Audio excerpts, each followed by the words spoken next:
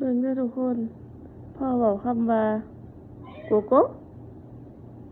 เมียมาก ไปใส่สิไปใส่ฮะโกโก้บ่ได้โกโก้บ่ได้เลยตื่นเลย พี่เขามาไปด้วยบอก อะเอามือไปสิไปใส่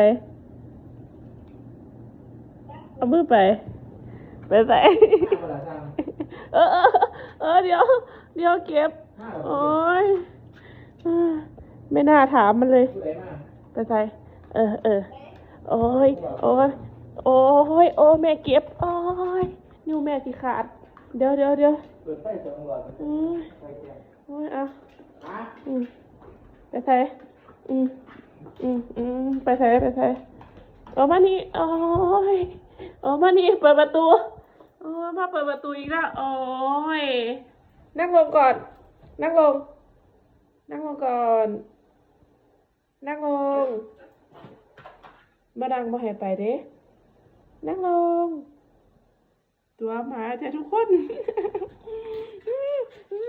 หลอกหมาสบายใจจังหลอกหมาสบายใจจัง